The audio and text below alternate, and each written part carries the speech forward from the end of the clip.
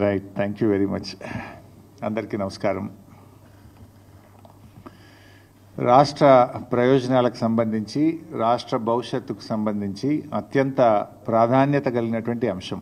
ఎందుకంటే water is life, నీరు జీవాధారం. దేశాల మధ్య, రాష్ట్రాల మధ్య పోరాటాలు, యుద్ధాలు జరుగుతాయంటే నీళ్ళ కోసం జరిగిన సందర్భాలు ఎన్నో ఉంటాయి.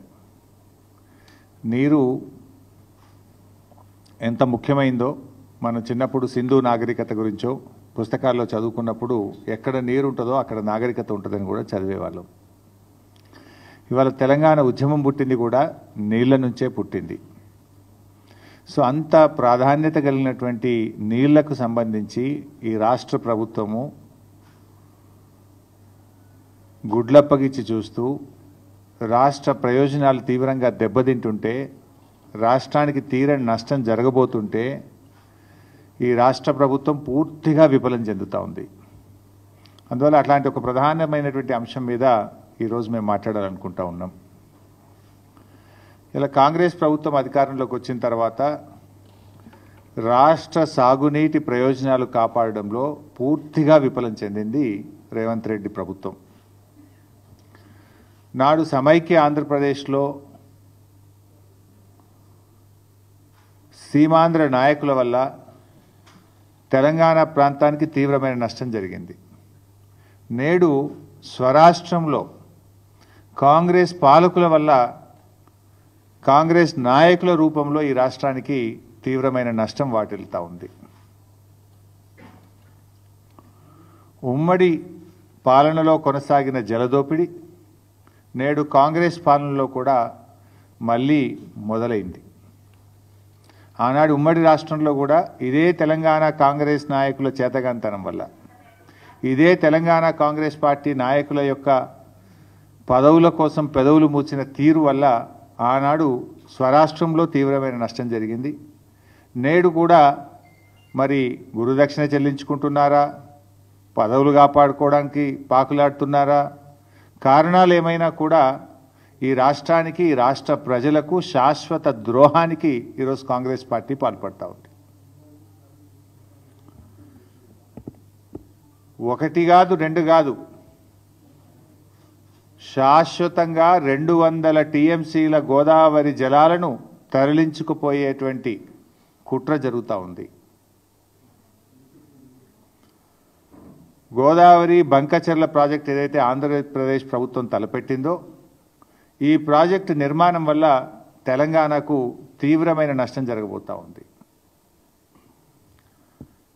పైకి ఏం మాట్లాడుతున్నారు, ఏముంది, ఏదో సముద్రంలో కలిసే నీళ్లు తీసుకుపోతే తప్పేంది అని మాట్లాడుతూ ఉన్నారు. మరి గోదావరిలో అన్ని నీళ్లు ఉన్నదే నిజమైతే, సముద్రంలో కలిసే నీళ్ళు అయితే మరి తెలంగాణ రాష్ట్ర ప్రభుత్వము గోదావరి మీద ప్రాజెక్టులు చేపడితే ఎందుకు మోకాలడ్డం పెట్టినరు? తెలంగాణ ప్రభుత్వం చేపట్టిన ప్రాజెక్టులను రద్దు చేయాలని, అనుమతులు ఇవ్వొద్దని ఆ రోజు కేంద్ర ప్రభుత్వానికి లేఖల మీద లేఖలు ఎందుకు రాసినరు?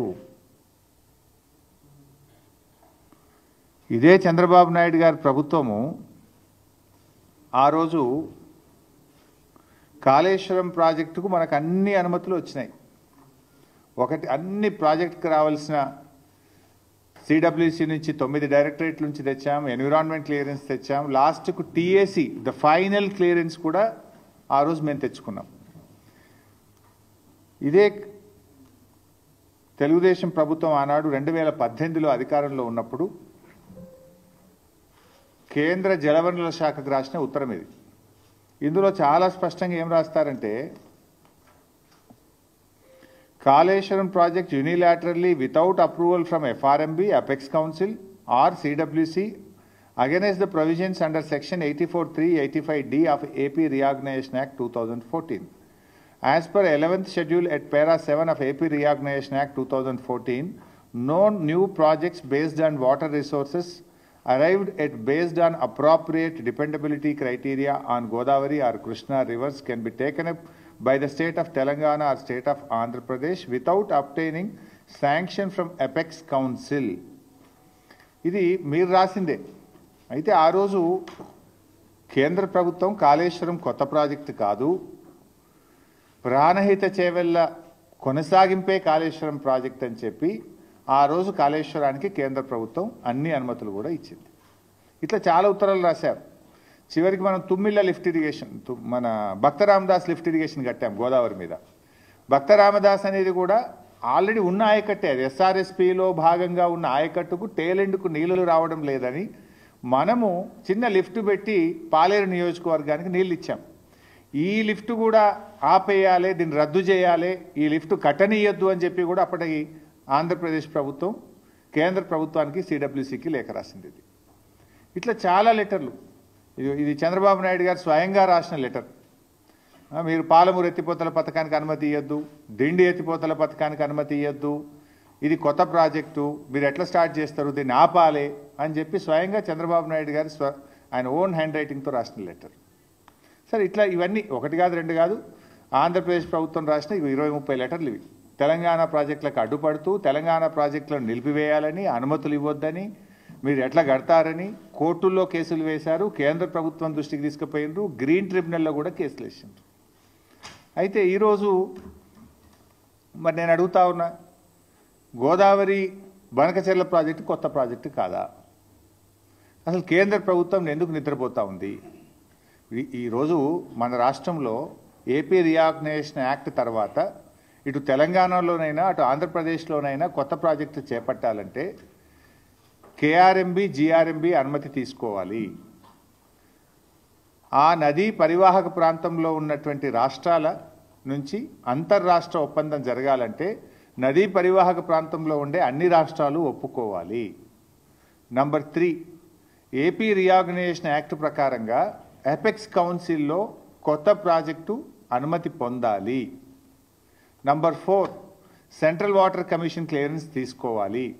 నంబర్ 5, ఎన్విరాన్మెంట్ క్లియరెన్స్ తీసుకోవాలి. ఏ అనుమతి కూడా లేదు ఇప్పుడు. గోదావరి బనకచెర్ల ప్రాజెక్టుకు ఏ అనుమతి లేదు. నేను పైన చెప్పిన దాంట్లో ఏ ఒక్క అనుమతి లేకుండా నియమ నిబంధనలన్నీ బుల్డోజ్ చేస్తూ కేంద్రం జుట్టు తన చేతుల్లో ఉంది అని చెప్పి ఇష్టారీతిన రాత్రికి రాత్రి ప్రాజెక్టు రూపకల్పన చేసి ఇవాళ టెండర్లు పిలిచి ముందుకు పోతా ఉన్నారు. ఇది ఎక్కడి పద్ధతి అని నేను అడుగుతా ఉన్నా. అంటే మేము కాళేశ్వరం కడతానో, భక్త రామదాస్ కడతానో, మేము పాలమూరు కడతానో, దిండి కడతానో, ఆ రోజు కేంద్ర ప్రభుత్వానికి లేఖలు రాస్తారు, సిడబ్ల్యూసికి లేఖలు రాస్తారు, గ్రీన్ ట్రిబ్యునల్లో కేసు వేస్తారు, హైకోర్టులో కేసు వేస్తారు, సుప్రీంకోర్టులో కేసులు వేసి మోకాలు అడ్డం పెట్టే ప్రయత్నం చేస్తారు. కానీ ఇవాళ మీరు మేము కట్టిన అన్ని కూడా పాత ప్రాజెక్టులు. పాలమూరు అయినా ఉమ్మడి ఆంధ్రప్రదేశ్లో స్టార్ట్ చేసింది, కాళేశ్వరం అయినా ఉమ్మడి ఆంధ్రప్రదేశ్లో స్టార్ట్ చేసింది. కానీ మీరు ఇలా కొత్త ప్రాజెక్టును నియమ నిబంధనలన్నీ కూడా ఉల్లంఘించి ఇలా ఆంధ్రప్రదేశ్ కడతా ఉంది. ఇది జరుగుతూ ఉంటే మరి మన ముఖ్యమంత్రి గారు పోయినసారి అసెంబ్లీలో మాట్లాడిన రేవంత్ రెడ్డి బడ్జెట్లో మనకు గుండు సున్నా పెట్టినరు, మన ప్రాజెక్టులకు అనుమతిస్తలేరు, మనకు ఏమీ రావడం లేదు, నేను నీతి ఆయోగ్ మీటింగ్ను బైకాట్ చేస్తున్నా అని చెప్పి అసెంబ్లీలో చెప్పిండు. ఏమిచ్చిండ్రు? నువ్వు కడతామన్న మూసీ సుందరీకరణకు ఇదివరకు డిఫెన్స్ ల్యాండ్ రాలే. మూసీ సుందరీకరణ ప్రాజెక్టుకు ఇప్పటికీ అదేది వరల్డ్ బ్యాంక్ నుంచి అప్పు తెస్తామంటే ఫైల్ రిటర్న్ కొట్టిండ్రు. ఏది నీ మెట్రో రైలుకి ఇంతవరకు అనుమతి వచ్చింది లేదు. నువ్వు ఆ రోజు బడ్జెట్లో అయితే గుండు సున్నా, నువ్వే నీతి ఆయోగ్ మీటింగ్ బహిష్కరిస్తా అన్నాడు. మరి నిన్న నేను పొద్దుగాలనే అందరికంటే ముందు పోయి కూర్చున్నాడు. నేను నీతి ఆయోగ్ మీటింగ్లో అందరికంటే ముందు పోయి రేవంత్ రెడ్డి రాత్రే పోయిండు, పొద్దుగాల ఫస్ట్ కూర్చున్నాడు, మంచి రాముడు మంచి బాలు లెక్క కూర్చున్నాడు. నేను అనుకున్నా దీని గురించి మాట్లాడతాడేమో, ఈ గోదావరి బంకచెర్ల ప్రాజెక్టును గట్టిగా ఎదిరించడానికే పోయిండేమో, నిలదీయడానికే పోయిండేమో ప్రధానమంత్రిని అని నేను అనుకున్నా. కానీ చూస్తే అసలు ఈ ప్రాజెక్టు గురించి మాట్లాడిన సందర్భం కూడా లేదు. ప్రధానమంత్రిని వ్యక్తిగతంగా కలిసి కూడా ప్రెస్ నోట్ రిలీజ్ చేస్తే దీని మీద మాట్లాడిన పరిస్థితి లేదు. ఏం జరుగుతూ ఉంది? రేవంత్ రెడ్డి మాట్లాడాడు, ఉత్తమ్ కుమార్ రెడ్డి అయితే అసలే మాట్లాడాడు. ఏం చేస్తున్నాడు? నీటిపారుదల శాఖ మంత్రి ఏం చేస్తున్నట్టు, ముఖ్యమంత్రి ఏం చేస్తున్నట్టు, ఈ రాష్ట్రానికి ఇంత తీవ్రమని నష్టం జరగబోతా ఉంటే ఎందుకు స్పందించరు? ఇవాళ మనకు గోదావరిలో 959 టీఎంసీల నీళ్లను బచావత్ ట్రిబ్యునల్ మన రాష్ట్రానికి ముఖ్యంగా తెలంగాణ ప్రాంతానికి కేటాయించింది. మరి ఆ 959 టీఎంసీలను మనం వాడుకోవాలి కదా. ఇవాళ పైకి ఏం మాట్లాడుతున్నారు?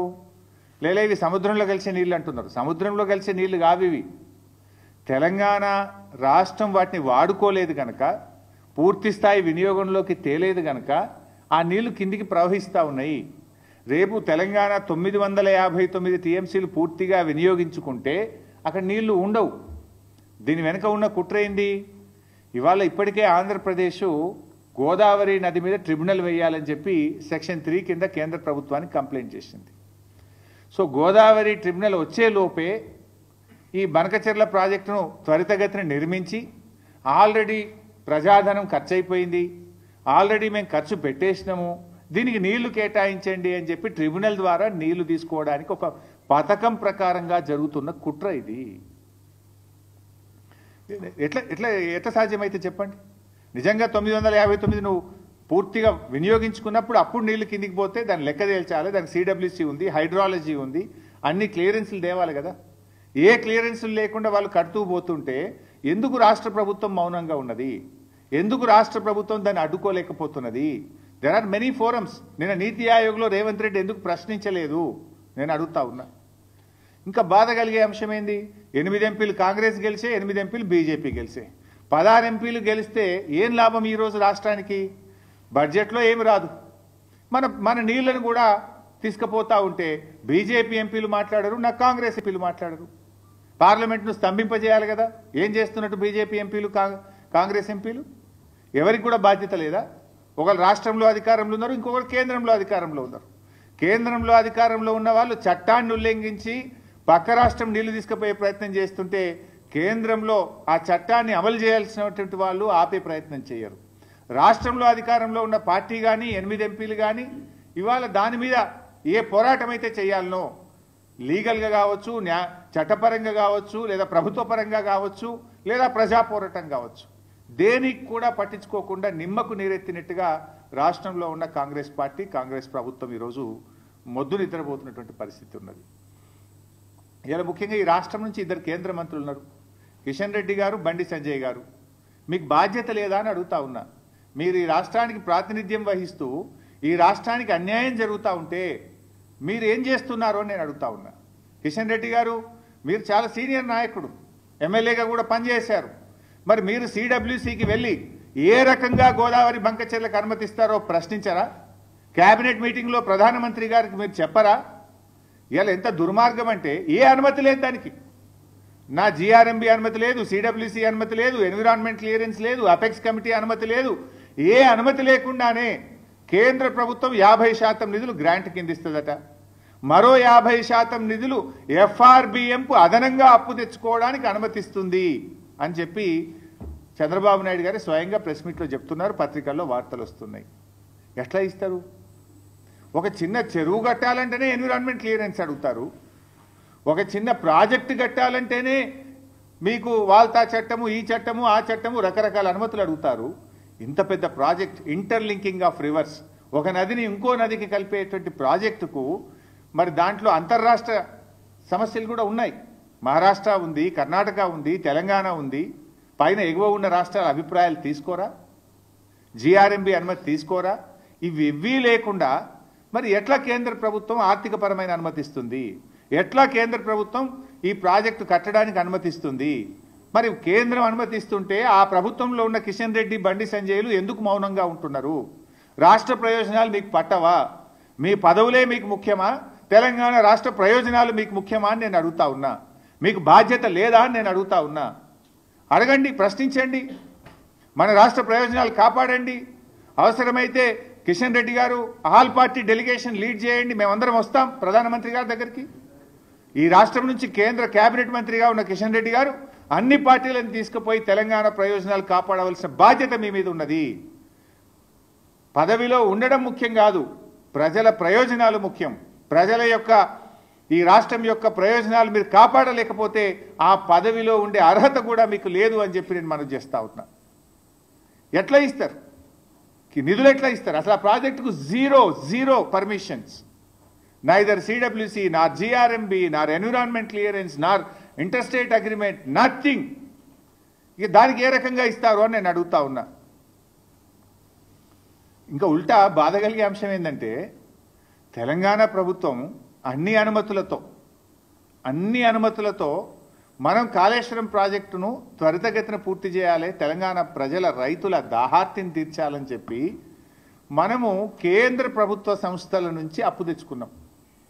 ఇది ప్రైవేట్ బ్యాంకులు కాదు, రేవంత్ రెడ్డి లెక్క 170 కోట్ల బ్రోకర్ ఫీజు లంచం ఇచ్చి భూములు కుదబెట్టి షేర్ మార్కెట్లో తేలే. మేము కేంద్ర ప్రభుత్వ సంస్థ ఆర్ఈసి పిఎఫ్సి దగ్గర మనం అప్పు తెచ్చినాం. తెస్తే ఇదే కేంద్ర ప్రభుత్వం ఇది ఎఫ్ఆర్బిఎం కంటే అదనంగా ఉన్నది అని రికవరీ పెట్టింది, మన మీద రికవరీ పెట్టింది కేంద్ర ప్రభుత్వం. మీరు అప్పు తెచ్చింది ఎఫ్ఆర్బిఎం పరిమితి దాటారు అని చెప్పి మనకేమో రికవరీ పెట్టారు. కానీ ఇప్పుడు ఆంధ్రప్రదేశ్కి ఏమంటున్నారు, మీకు 40,000 కోట్లు గ్రాంట్గా ఇస్తాం, ఇంకో 40,000 కోట్లు అదనంగా అప్పు తెచ్చుకోవడానికి ఎఫ్ఆర్బిఎం పరిమితులు దాటి కూడా మీకు పర్మిషన్ ఇస్తాం. అంటే ఆంధ్రప్రదేశ్కో నీతి, తెలంగాణకో నీతి. ఏం మేము భారతదేశంలో భాగంగా కాదా? మరి భారతదేశ అభివృద్ధిలో తెలంగాణ భాగస్వామ్యం లేదా? ఎందుకు తెలంగాణ పట్ల బీజేపీకి ఇంత కక్ష అని నేను అడుగుతా ఉన్నా. ఎందుకు బీజేపీ తెలంగాణ మీద పగబట్టింది అని నేను అడుగుతా ఉన్నా. ఇవాళ మీరు పోలవరం జాతీయ ప్రాజెక్ట్ ఇచ్చారు ఆంధ్రప్రదేశ్కు, సంతోషం, వి వెల్కమ్, మాకేం జలసీ లేదు. మాకెందుకు జాతీయ ప్రాజెక్ట్ ఇవ్వరు? మా పాలమూరు ఎత్తిపోతల పథకానికి ఎందుకు ఇవ్వరు? మా కాళేశ్వరంకి ఎందుకు ఇవ్వరు? మా సీతారామ ప్రాజెక్టుకి ఎందుకు ఇవ్వరు? ఆంధ్రప్రదేశ్కి ఆల్రెడీ పోలవరం జాతీయ ప్రాజెక్ట్ ఇచ్చారు. ఇప్పుడు రెండవది గోదావరి బండ్కచెర్లకు కూడా 80,000 కోట్ల రూపాయలు ఇస్తామంటున్నారు. దానికి 80,000 ఇస్తారు, పోలవరంకు 80,000 కోట్లు, దాదాపు 80,000 దాటుతుంది పోలవరం కూడా. అంటే 1,60,000 కోట్ల రూపాయలు ప్రాజెక్టుల నిర్మాణానికి ఆంధ్రప్రదేశ్కు సమకూరుస్తున్నారు. అందులో ఒక పై సంబంధమన్న తెలంగాణకి ఇచ్చారా? 1%, 1,600 కోట్లని ఇచ్చారా అని అడుగుతా ఉన్నా నేను. ఇయ్యనప్పుడు 8 ఎంపీలు బీజేపీ గెలిచి ఏం ప్రయోజనం? 2 కేంద్ర మంత్రులు ఈ రాష్ట్రం నుంచి ఉండి ఏం ప్రయోజనం? మీరున్నది పదవులు అనుభవించడానికా, ప్రజలకు సేవ చేయడానికా? ఈ రాష్ట్ర హక్కులు కాపాడడానికా? ఈ రాష్ట్ర హక్కులు హరిస్తుంటే కళ్ళు మూసుకొని కూర్చోవడానికి ఉన్నారా అని చెప్పి నేను అడుగుతా ఉన్నా.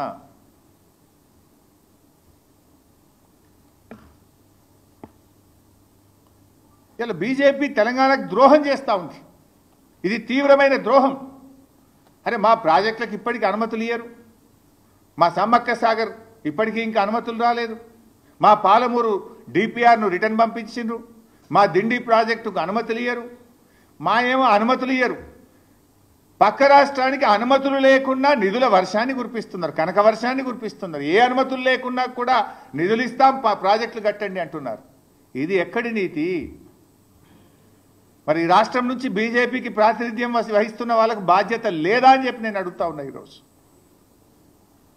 కిషన్ రెడ్డి గారు చొరవ చూపాలి, అవసరమైతే మీరే ఆపండి, లేదంటే అఖిలపక్షాన్ని తీసుకుపోయినా సరే ఈ గోదావరి బనకచెర్ల ప్రాజెక్టు అక్రమ ప్రాజెక్టును నిలిపాలి, ఆపివేయాలని చెప్పి నేను డిమాండ్ చేస్తా ఉన్నా. లేదంటే మేమందరం ఢిల్లీకి వచ్చి సిడబ్ల్యూసి కార్యాలయం ముందు బీఆర్ఎస్ పార్టీ ఆధ్వర్యంలో ధర్నా నిర్వహిస్తాం. కేంద్ర ప్రభుత్వ యొక్క ద్వంద్వ నీతిని ఢిల్లీ వేదికగా ఎండగట్టామని చెప్పి కూడా హెచ్చరిస్తా ఉన్నాం.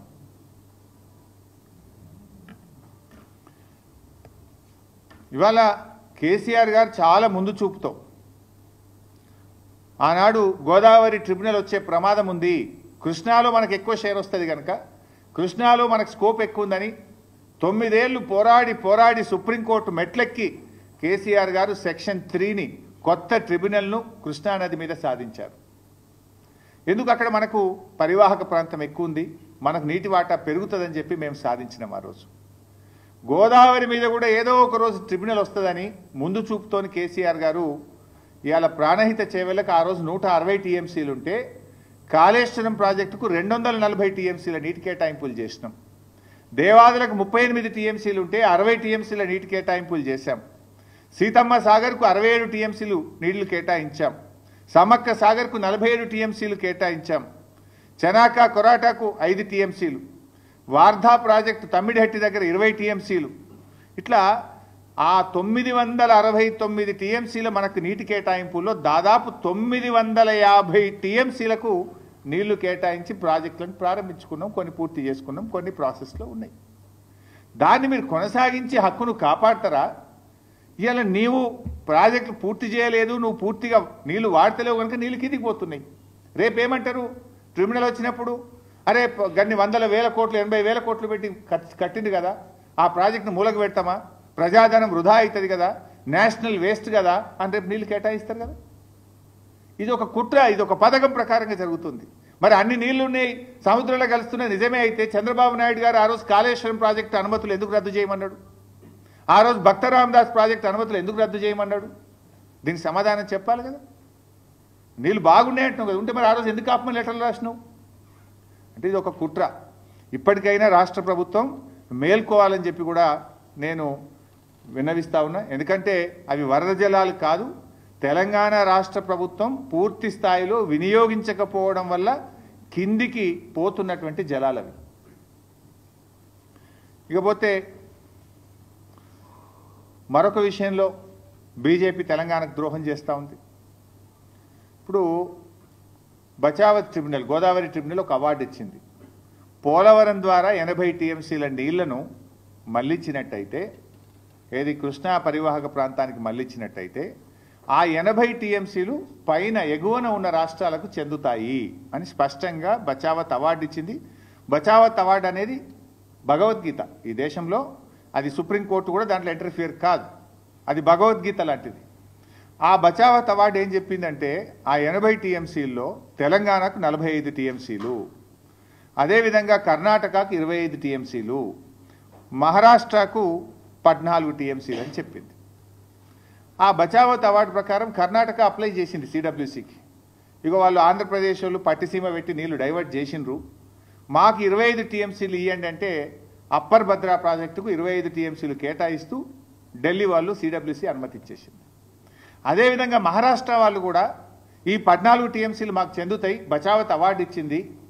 ఎందుకంటే వాళ్ళు పోలవరంకు నీళ్లు డైవర్ట్ చేసిండ్రు అంటే ఆ 14 టీఎంసీలను అలో చేస్తూ కేంద్ర బీజేపీ ప్రభుత్వం సెంట్రల్ వాటర్ కమిషన్ అనుమతి ఇచ్చింది.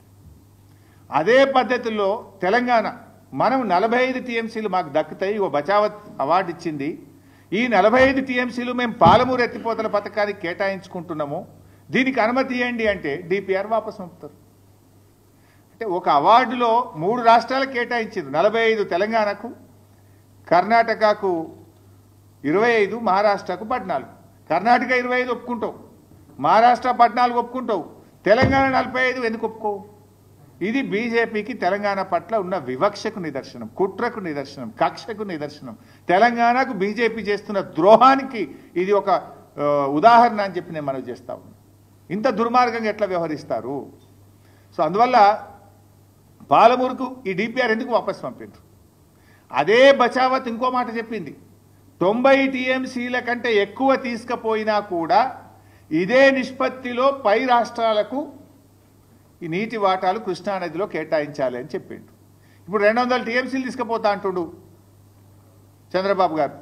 200 తీసుకపోతే బచావత్ ట్రిబ్యునల్ అవార్డు ప్రకారం ఏది 45-21-14 కదా రేషియో, 45 తెలంగాణ, 21 కర్ణాటక, 14 మహారాష్ట్ర.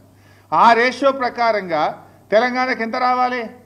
112 టీఎంసీలు రావాలి. ఇప్పుడు కృష్ణాలో ఇంకో 112 అదనంగా రావాలి. 112 ఇవి పాతయి 45 కలిపితే ఎంత అవుతుంది?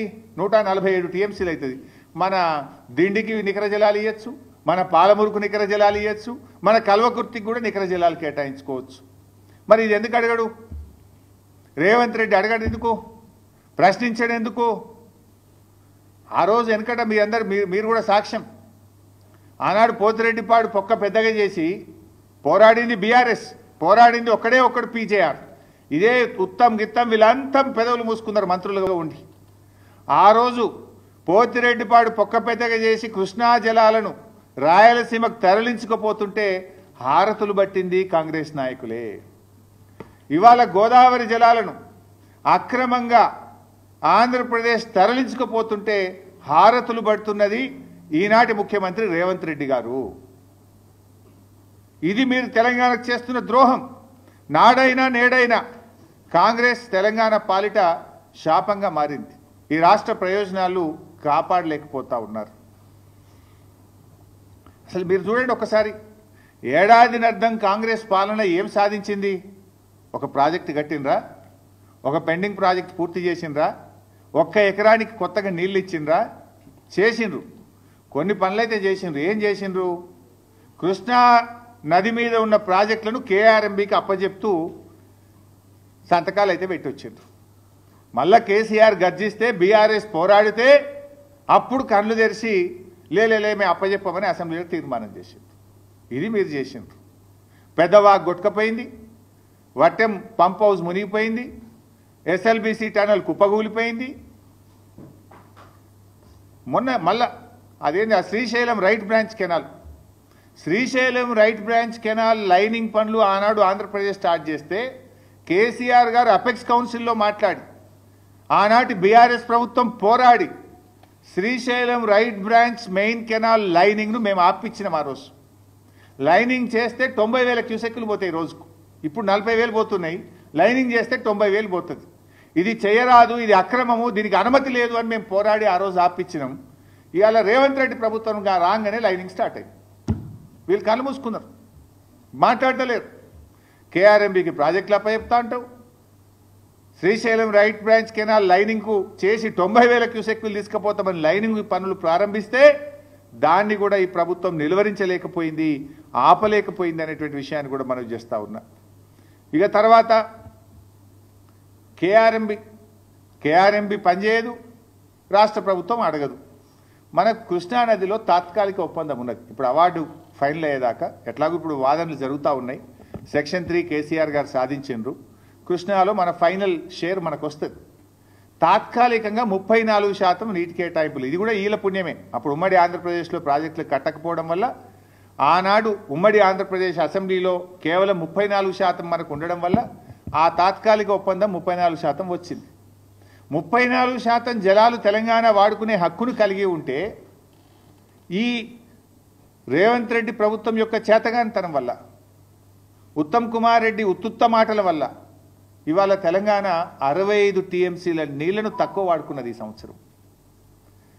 We are able to use only 27%, ever lowest after formation of the state. Telangana రాష్ట్రం ఏర్పడ్డ తర్వాత ఏ సంవత్సరం కూడా కృష్ణానదిలో ఇంత తక్కువ నీళ్లను వాడలేదు. ఎప్పుడైనా 34, 35, 36, 38 వాడినాం. కానీ రేవంత్ రెడ్డి ప్రభుత్వం యొక్క పట్టింపు లేకపోవడమా, పరిపాలన సామర్థ్యం లేకపోవడమా, లేదా గురుదక్షిణ చెల్లించుకోవడంలో భాగమా, కారణం ఏదైనా 27% నీళ్లను మాత్రమే తెలంగాణ ప్రభుత్వం వాడుకున్నది. రోజు పెద్ద పెద్ద మాటలు మాట్లాడతావు కదా ఉత్తమ్ కుమార్ రెడ్డి, దీని మీద ఎందుకో మాట్లాడవు? చెప్పిందే చెప్పి అబద్ధాల పాట పాడుతుంటావు కదా కాళేశ్వరం మీద. ఇక్కడ నువ్వు ఫెయిల్ కాలేదా? నువ్వు అసెంబ్లీలో 6 ప్రాజెక్టులు పూర్తి చేస్తే 6,50,000 ఎకరాలకు ఇస్తాను నువ్వు మొదటి ఏడాది. ఏడాది అర్థమైంది 6,000 ఎకరాలకు కూడా నీళ్ళు ఇయ్యలే. అంటే ఇట్లా మీరు చూస్తే కేఆర్ఎంబీ మీద ప్రాజెక్టులు అప్పచెప్తారు. కృష్ణానదిలో మనకు 34% వాటా ఉంటే కేవలం 27% వాడి 65 టీఎంసీలు ఈ సంవత్సరం తక్కువ వాడుకున్నాం. అందువల్ల ఇలా ఖమ్మంలో పంటలు ఎండినాయి, నల్లగొండలో పంటలు ఎండినాయి, సూర్యాపేటలో పంటలు ఎండినాయి, మహబూబ్ నగర్లో పంటలు ఎండే పరిస్థితి ఏర్పడ్డది. ఉన్న నీళ్లను కూడా వాడుకోలేని చేతగాని దద్దమ్మ ప్రభుత్వం ఈ కాంగ్రెస్ ప్రభుత్వం. శ్రీశైలం రైట్ బ్రాంచ్ కెనాల్కు లైనింగ్ అయితే దాన్ని ఆపలేవు. ఇప్పుడు గోదావరి బనకచెర్ల స్టార్ట్ చేస్తే దాని మీద కూడా కనీసం నిలువరించలేని పరిస్థితిలో ఉన్నావు. మరి నాకైతే అర్థం కాలే, నీతి ఆయోగ్ ఎందుకు పోయినావు నువ్వు మొన్న అసెంబ్లీలోనే చెప్తివి వీళ్ళు బడ్జెట్లు ఏమి ఇస్తలేరు, మన ప్రాజెక్టులకు అనుమతి ఇస్తలేరు, నేను నీతి ఆయోగ్ బైకాట్ చేస్తున్నా, శాసనసభ అంతా సపోర్ట్ చేయాలంటే మేము కూడా బలాలు కొట్టినాం. అబ్బా ముఖ్యమంత్రి తెలివికి వచ్చిండు, మొదట్లో బడేబాయి చోటబాయి అన్నాడు, బడేబాయి చోటబాయిల బంధం అర్థమైనట్టుంది, ఇప్పుడు కళ్ళు తెరిచిండు అని నేను అనుకున్నా. మరి నేను ఎందుకు ఉరికినావు? నువ్వు పోయినావు, కనీసం మాట్లాడినావా నీతి ఆయోగ్లా? ఏంది ఏదో అధికారులతో ఉత్తరాలు రాపించి చేతులు దులుపుకోవడం కాదు రేవంత్ రెడ్డి. బీఆర్ఎస్ పార్టీ తరఫున మేము స్పష్టమైన డిమాండ్ని నీ ముందు పెడతా ఉన్నాం. ఏదో నువ్వు పైన అధికారులతో చీఫ్ ఇంజనీర్తో ఉత్తరం రాయించి మేము అపోజ్ చేసినామని చేతులు దులుపుకుంటే ఊరుకోం. మేము అవసరమైతే మా అధ్యక్షుడు కేసీఆర్ గారి ఆలోచన మేరకు పెద్ద ఎత్తున ప్రజా పోరాటానికి బీఆర్ఎస్ పార్టీ సిద్ధమవుతుంది. ఆనాడు జల పోరాటం చేసినాం తెలంగాణ ఉద్యమంలో. నీళ్ల కోసం ఇవాళ ఉద్యమించింది తెలంగాణ, నీళ్ల కోసం పోరాడింది తెలంగాణ. కానీ తెచ్చుకున్న తెలంగాణలో అప్పనంగా 200 టీఎంసీలు ఇలా ఆంధ్రప్రదేశ్ తీసుకుపోతుంటే ఈ రాష్ట్రంలో అధికారంలో ఉన్న కాంగ్రెస్ ప్రభుత్వం దాన్ని నిలువరించడంలో, దాన్ని ఆపడంలో, రాష్ట్ర ప్రయోజనాలు కాపాడడంలో పూర్తిగా వైఫల్యం చెందింది అని ఎంతో బాధతో నేను చెప్తా ఉన్నా ఈరోజు. అందువల్ల మేము బీఆర్ఎస్ పార్టీ పక్షాన సూటిగా కొన్ని డిమాండ్లు పెడతా ఉన్నాం. రేవంత్ రెడ్డి గారు ఇవాళ ఈ విషయం మీద సీరియస్నెస్, ఈ రాష్ట్రం యొక్క సీరియస్నెస్ కేంద్రానికి తెలవాలంటే, బీజేపీ మీద ఒత్తిడి తేవాలంటే వెంటనే అఖిలపక్ష సమావేశాన్ని పిలవాలని చెప్పి బీఆర్ఎస్ పార్టీ డిమాండ్ చేస్తూ ఉంది. నంబర్ 2, ప్రత్యేక అసెంబ్లీ సమావేశం పెట్టి గోదావరి బనకచెర్ల ప్రాజెక్టును తెలంగాణ రాష్ట్రం తీవ్రంగా వ్యతిరేకిస్తుందని అసెంబ్లీలో చర్చించి, అసెంబ్లీలో ఏకగ్రీవ తీర్మానం చేసి కేంద్ర ప్రభుత్వానికి పంపాలని చెప్పి మేము డిమాండ్ చేస్తూ ఉన్నాం. అదేవిధంగా సుప్రీంకోర్టుకు వెళ్ళాలి. ఇప్పుడు కేసీఆర్ గారు సెక్షన్ 3 తెచ్చిండు. ఎందుకు? It's the right of our state. Section 3 తెస్తే దాని మీద ఆంధ్రప్రదేశ్ సుప్రీంకోర్టుకు పోయింది, సుప్రీంకోర్టులో కేసు వేసింది.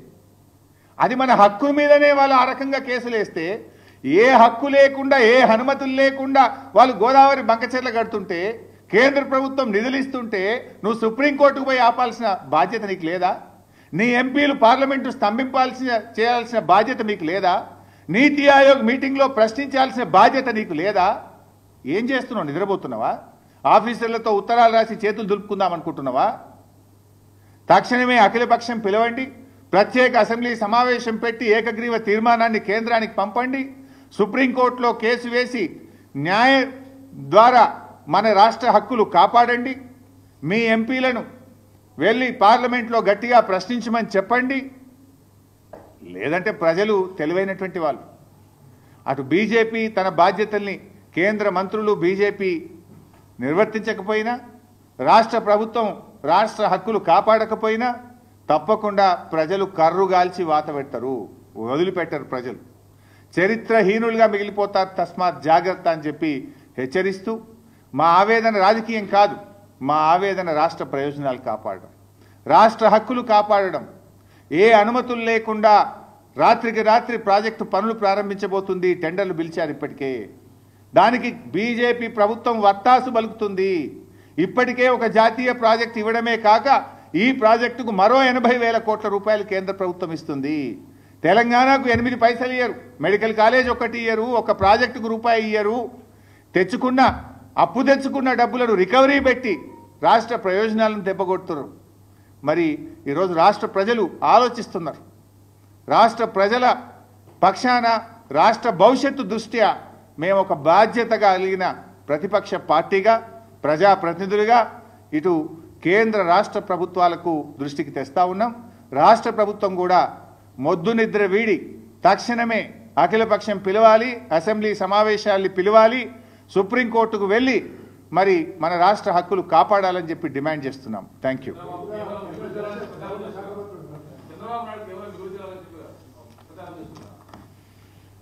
ఒకవేళ అవి మిగులు జలాలైతే తెలంగాణ తెచ్చుకున్న కాళేశ్వరం ప్రాజెక్టును అనుమతులు రద్దు చేయాలని ఎందుకు అడిగారు? భక్త రామదాస్ ప్రాజెక్టుకు అనుమతులు ఇవ్వొద్దని ఎందుకు అడ్డుకున్నారు? మిగులు జలాలైతే మరి మా ప్రాజెక్టులు, పాలమూరుకు, మిగతా ప్రాజెక్టులకు నీటి కేటాయింపులు ఎందుకు ఆపుతున్నారు? మీరు సహకరించాలి కదా. మీరు ఆ రోజు ఎందుకు లెటర్ల మీద లెటర్లు రాసి మా ప్రాజెక్టులు అడ్డుకున్నారు? సమాధానం చెప్పండి. అవి మిగులు జలాలు కావు.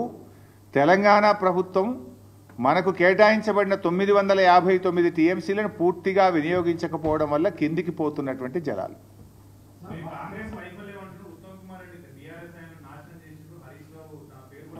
ప్రత్యేక సమావేశాలు అసెంబ్లీలో పెట్టమనండి. ఆల్రెడీ వైట్ పేపర్ పెట్టే మూతి వలిగేటట్టు సమాధానం చెప్పిన.